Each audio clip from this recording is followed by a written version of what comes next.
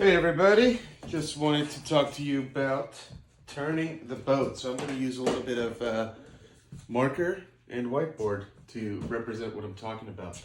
Now, turning the boat can be a pretty, let's say, volatile maneuver, and especially come regatta days, it's going to be pretty important to do it properly.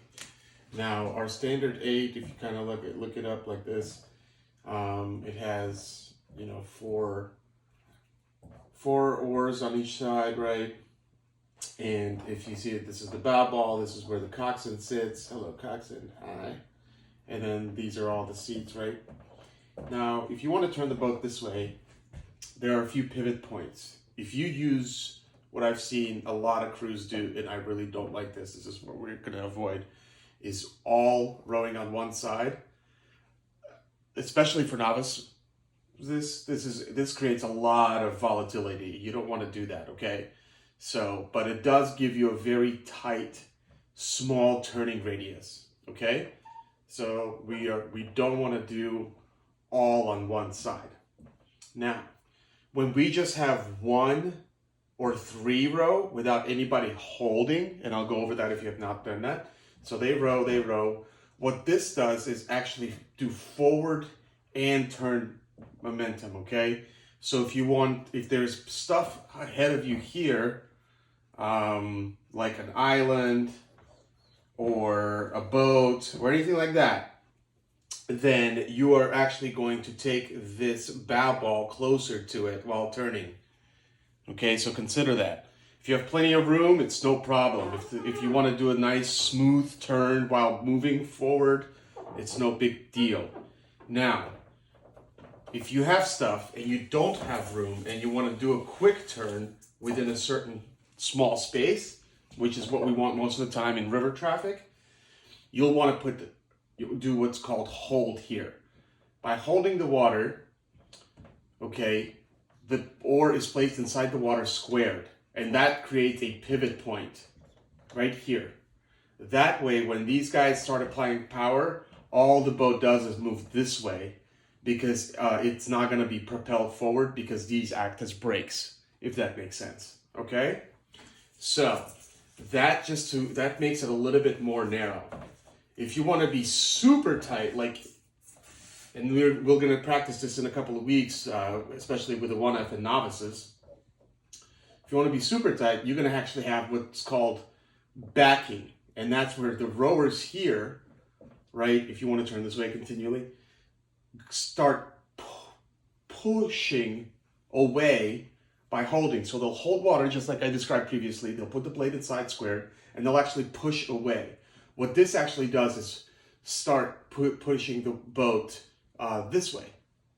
It starts pushing it this way. So if you have absolutely no room here at all, right? It could be a dock, it could be another person, it could be a wall, seawall. You want to start backing, okay?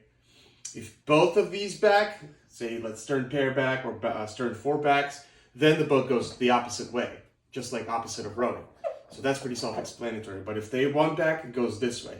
At the same time, if they start rowing here, it literally does a circle about itself. It's like about face within its own space. So everything that you have within this boat, which is about 60 feet, that entire circumference, that's all you have, okay? So if the diameter is 60 feet, I don't know, you guys can do the math. That's how much distance you'll go about. And that's simply how you want to turn. So if it has very little space, the coach should tell you, like if you're landing, if you're making a turn by the dock, if you're coming back, if you're turning around a starting dock, you're probably going to use hold water command and backing command, one way or the other, okay? Now, during races, you don't want to turn like that. Whenever the boat is moving, okay? Whenever the boat is moving because you're rowing, you do not want to use rowers. So this is the bow ball now. This is where the coxswain sits. Okay, we'll do whatever. Oars here. You do not want to steer with power. That's a very bad thing to do. It's a last resort thing to do, okay? It's common to do in novice year, especially practice, when some folks are not rowing evenly. But remember your geometry. The shortest distance between 2 points, which is your starting line and your finish line, right, in a race, is a straight line. When coxswains start doing this, they're adding way more distance to their racing. So your 1,500 meter race or 2,000 meter race turns into a 1,600 meter race or a 2,100 meter race. Why do that? So you have a skeg here. So the coxswain sits here. That's the bow ball. Okay, 8C, 2, 3, 4, 1, 2, 3, 4. Okay, so you have a steering mechanism. Okay, all it does is swing the stern this way or this way a little bit, and it's okay to constantly adjust.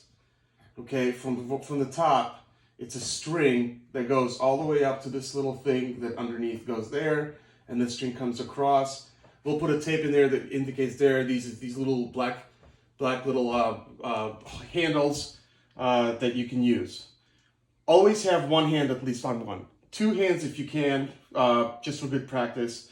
But you are not always adjusting. This is not a video game where you're always doing this. Straight lines, you can have your hand on it. Just because your hand is on it does not mean you're always moving it. Only move when you are anticipating a maneuver, okay? And then remember, if you move forward, that's the direction it goes, okay?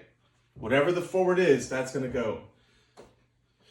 So, as one last note, it's always gonna be a delay. So as soon as you put this, there's gonna be 1-2 second delay before your boat starts moving this way, okay? All right. I hope that wasn't too confusing. I can go over this on the water as well.